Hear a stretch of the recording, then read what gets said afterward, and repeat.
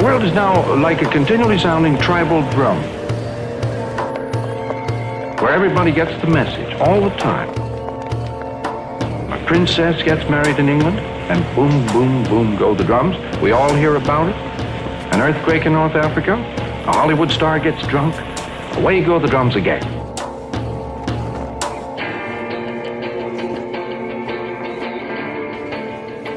Electric media retrieve the forest, stirring all around you.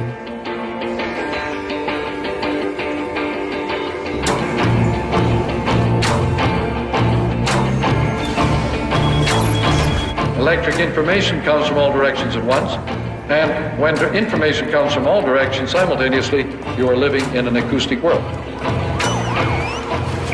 The acoustic world has no continuity, no homogeneity, no connections, and no stasis. Everything is changing.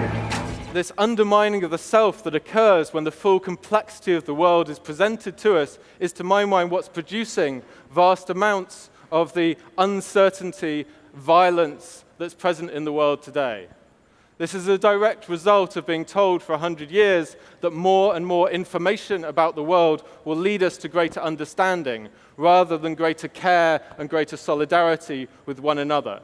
The belief that aggregations of information alone will save us is inhibiting our ability to move forward politically and socially. So there's this concept that's been coined by an analyst called Mark Mulligan. He calls it the super streamer. So there was a lot of people out there who are listening to more music than they ever used to listen to, but they're not a super fan, they're a super streamer. And they listen horizontally to lots and lots of different content. They don't actually often know what the hell they're listening to. They don't have a deep connection with specific artists and specific creators. And that's, I think, a challenge for the industry and for the creators in the market. And so that's another thing that we're thinking about a lot, is how can you actually deepen that connection? And I actually fundamentally believe that when there's more and more music, the curators are the core versus the algorithm, because actually people want to connect through other real people. Now, art crashes through, the entire world perceived as junk heap.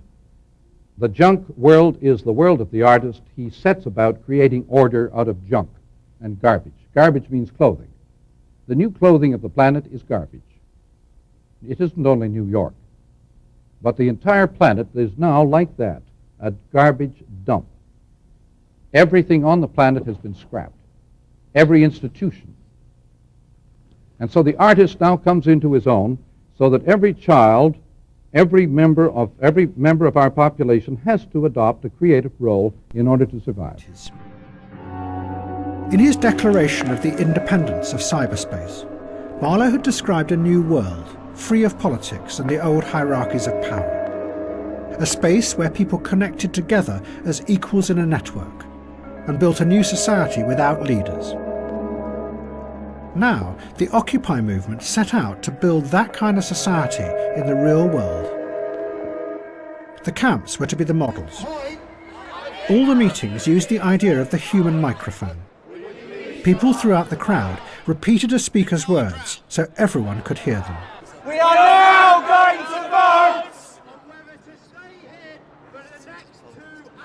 on whether to stay here for the next 2 hours or leave now.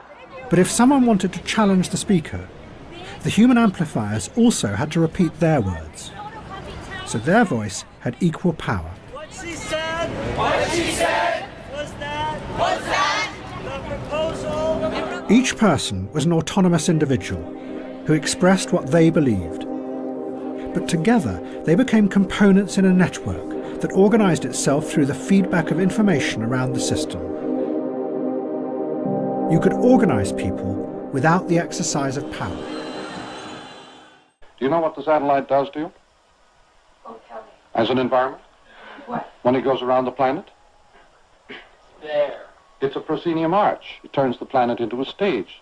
Makes you want to be an actor. Do your thing. Everybody now wants to do his thing. Since 1957, when Sputnik went up. And ever since that satellite arch went around the planet ceased to be nature. What we used to call nature is gone. The planet is now contained inside a human box. There is no more nature.